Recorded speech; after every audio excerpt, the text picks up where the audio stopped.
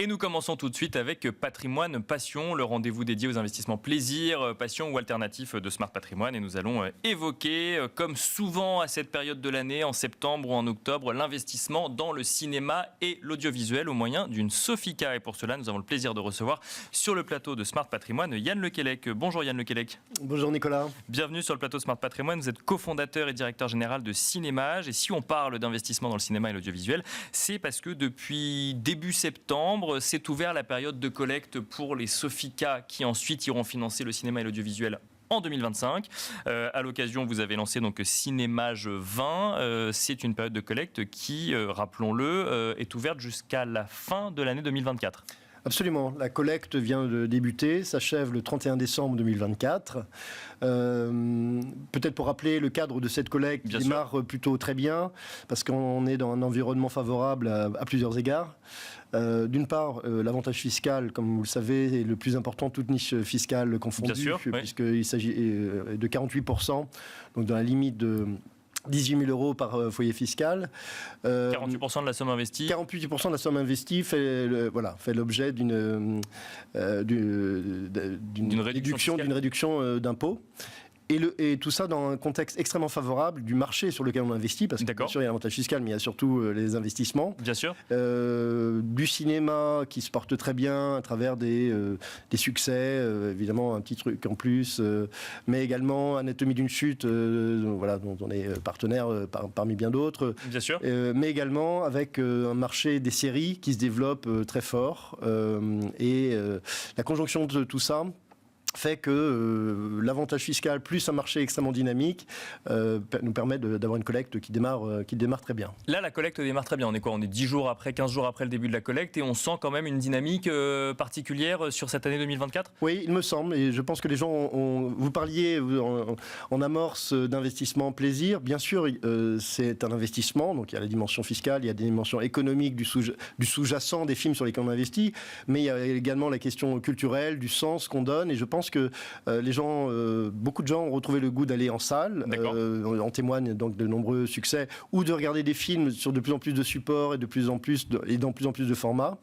Et donc il y a aussi des gens qui le font par passion, et ils ont bien raison, puisque ça c'est aussi un aspect peut-être plus méconnu des Sofica, et en tout cas chez Cinémage. Les investisseurs, les souscripteurs qui investissent chez Cinémage, bien sûr, on leur envoie non seulement des newsletters, mais on les convie à des avant-premières, on leur permet finalement de vivre un petit peu aussi ce que c'est que l'aventure du cinéma. Et donc, de ce point de vue-là, comme en plus le cinéma est un actif décorrélé du reste des investissements, ça fait tout un éventail de raisons qui font que beaucoup de gens semblent très intéressés. Et puis, il faut le dire, c'est un produit assez rare, parce que l'ensemble de la collecte, c'est 73 millions d'euros. Nous, on est à 12 millions d'euros chez Cinémage qu'on a à collecter d'ici la fin de l'année. D'accord. Et donc, en fait, il n'y a pas toujours du papier pour tout le monde. Donc, c'est aussi pour ça qu'un certain nombre de souscripteurs fidèles souscrivent très tôt.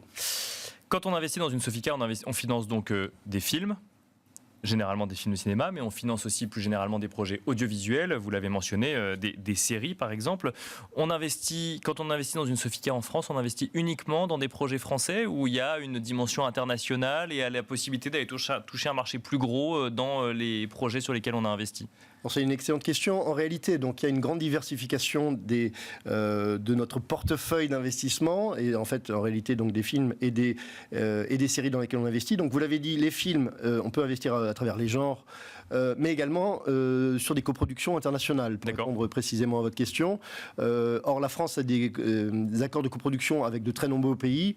Donc, pour donner par exemple, dans le cadre de Cinémage, cette année, on avait 20 films qui étaient sélectionnés dans les différentes catégories à Cannes. Sur ces films, il y avait 5 ou 6 coproductions internationales, des films italiens, des films espagnols, qui, alors selon des règles très précises, et systématiquement on investit aux côtés du coproducteur français qui est pour le soutenir et justement ouvrir un peu aussi cette cinématographie. Donc une majorité des investissements vont vers des productions à majorité française, mais il est possible de façon sélectionnée, et ça c'est tout le rôle de comité d'investissement, d'aller sur des investissements, des coproductions internationales, de films, ça peut être d'Almodovar, de Nanni Moretti, pour donner des noms de cinéastes connus, des gens en tout cas, voilà, des cinéphiles. En matière de séries, vous constatez qu'il y a une proportion de plus en plus conséquente qu'on pourrait imaginer, par exemple, dans la part des projets financés, où le rôle d'une Sophie Carr reste quand même, dans un premier temps, de financer le cinéma avant d'aller vers d'autres projets audiovisuels? Alors, d'abord, il y a différents profils de Sophie Carr. D'accord. Dans le cas de Cinémage, et donc il y a des Sophie Carr qui sont spécialisés sur l'audiovisuel. Nous, dans notre cas, chez Cinémage, on a une ligne qui est effectivement vers le cinéma, on va dire, indépendant, d'auteur, mais à potentiel économique, typiquement des films qui vont à Cannes, et sur lesquels on a vraiment un très bon positionnement. Mais on a également, on investit vers des séries comme En Thérapie, Mytho, Le Bureau des légendes, vous voyez, dont vous avez certainement entendu parler. Et là-dessus, on essaie de repérer des séries qui ont un fort potentiel international. Donc ça, c'est pour ce qui nous concerne, mais l'ensemble des profils peuvent exister. Ce qui est certain, c'est qu'on voit que le marché des séries a augmenté encore de 10% l'année dernière. Et grâce à un décret, c'est un petit peu technique, mais je ne vais pas y revenir, les investissements des plateformes internationales ou françaises dans le cinéma, c'est-à-dire pour s'approvisionner en film, a quadruplé depuis 2010. D'accord. Depuis 2020, pardon. Donc on voit bien. Dans le cinéma ou dans les projets audiovisuels au global? Alors, dans le cinéma, c'est-à-dire que pour se différencier, les plateformes ont besoin de plus en plus de films. Donc c'est une bonne nouvelle pour les séries. Mais c'est également une bonne nouvelle pour les producteurs de cinéma, puisque quand vous allez sur votre plateforme favorite, vous allez probablement, bien sûr, regarder des séries, mais également accéder à des films. Donc il y a en fait une dynamique très positive de demande, en fait, qui permet aux films français de qualité de trouver différents moyens d'accéder au public. Une dernière question, je reviens sur ce que vous disiez sur les séries et notamment sur cette volonté de trouver des projets de séries à dimension potentiellement internationale. On aura décidément une discussion très internationale aujourd'hui. Comment on fait pour identifier un projet dont on se dit que ça va plaire en France, mais ça va peut-être potentiellement plaire en Europe, voire encore plus loin? Alors, dans notre cas, chez Cinémage, on a la chance d'avoir, du coup, par typologie d'investissement, donc dans le cinéma, mais également dans les séries, un comité d'experts qui nous accompagne, qui ont des profils soit de vendeurs internationaux, donc, dont le métier c'est précisément de se dire tiens, telle série va avoir tel potentiel dans tel pays. Donc c'est des gens, vous voyez, comme qui sont au cœur de cet élément-là, mais il y a également des gens qui produisent des projets ou des gens qui sont du côté de chaînes de télévision qui vont acheter les droits de séries, puisque vous savez que les films ils passent d'une plateforme à une autre, bien sûr.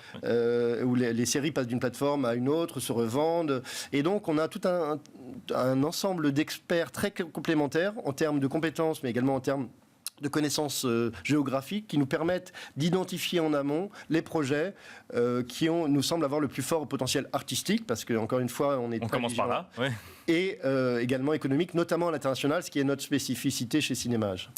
On s'arrêtera là-dessus. Merci beaucoup Yann Lequelec de nous avoir accompagnés dans Smart Patrimoine. Je rappelle que vous êtes cofondateur et directeur général de Cinémage. Merci beaucoup. Merci de votre invitation. Et quant à nous, on se retrouve tout de suite dans Enjeu Patrimoine.